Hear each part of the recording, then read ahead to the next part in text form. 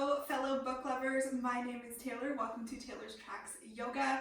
Today we have 6 yoga poses for reading. All of them you can do while you're reading, and they're great because as good as reading is for your mind, it's not so great for your body with all the positions that people tend to get hunched up in and curled into tight little balls.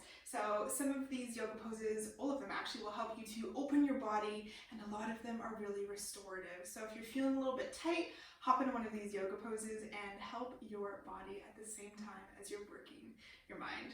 Some props that you may want: a book, some pillows or a blanket, or just taking this video to know what you can do when you are reading. So the first pose, we're going to start on our bellies. This is called Sphinx pose. So bring your elbows shoulder width apart so they're directly under your shoulders. Spread your fingers wide, push into your palms, and pull back slightly so that your chest opens. Give your bum a nice little wiggle so that you don't have any tightness in your glutes. You're not holding into anything. A lot of people tend to clench their butt cheeks, so this helps you let go. Allow your heels to fall to either sides, and there you have Sphinx pose. So grab your favorite book. One of my favorites is Untamed by Glennon Doyle. Open it up, and you can actually use your hands to hold open your book. Your eyesight is actually in a perfect position for your spine so that it stays neutral here. And this is a really great pose for your lower back. If you need a little bit more, you can also widen your hands to the edges of your mat and push yourself up and stay here with a slight micro bend in your elbows for maybe a page or two, and this will just help your lower back stretch a little bit more in the opposite direction than what you usually do when you're hunched over. Another great option while still laying on your belly is pigeon. So push yourself up, come up onto all fours, bring your right knee towards your right elbow, and then your left heel comes forward so that your aim is to have your right shin as parallel towards the front of your mat as possible, but that's not accessible for most people, so don't worry if you can't do that. Even me, my shin isn't fully parallel. Then you're going to want to walk your left foot back as far as feels good. If you've still got space under your right bum cheek, you can always take a pillow, a block, a bolster, any yoga props or just regular things you have at home to just make yourself extra comfortable. From here, come down onto your forearms just like we did in Sphinx, and there you have it. Now you've got a deep hip stretch, which is really, really great for readers, and you can read at the same time. Make sure with this pose you switch to the other side as well though, so you get a stretch in both legs. Our third yoga pose for readers: come onto your bum and bring your bottoms of your feet together. Don't forget your book, place it in front of you. Here, inhale to lengthen your spine, exhale to walk your hands forward. Notice here that the closer you have your feet towards your groin, the deeper of a stretch that you're going to get on your inner legs. The farther your feet are away, the more restorative of a version this pose is, and more likely the longer you're going to be able to hold it comfortably. So here, if you have a bolster, or maybe a big pillow, you can kind of curl up, even a blanket.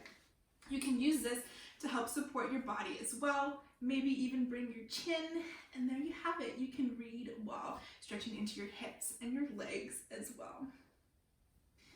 You can also do this just with your legs crossed as well, and with a pillow or without, you can come forward and just rest on your elbows or whatever is comfortable.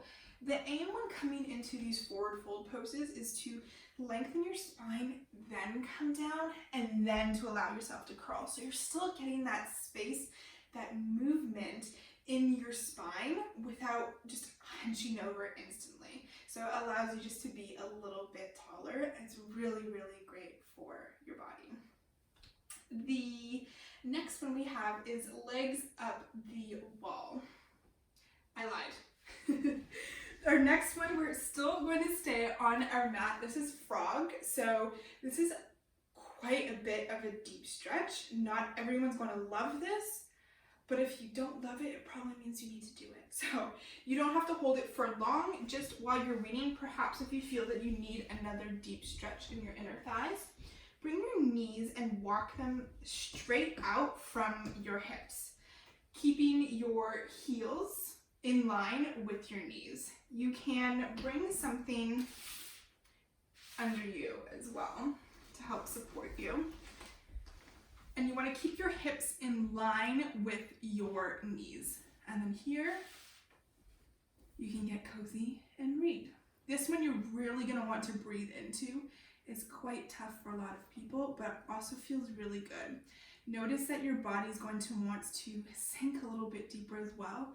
That's totally natural. With each exhale, your body's allowing it to go. So you can hold this pose for a couple breaths or a couple minutes. Now, for our very last and most restorative yoga pose, you can use a pillow or blanket or nothing here. It doesn't matter. Grab your book and bring your bum towards the wall.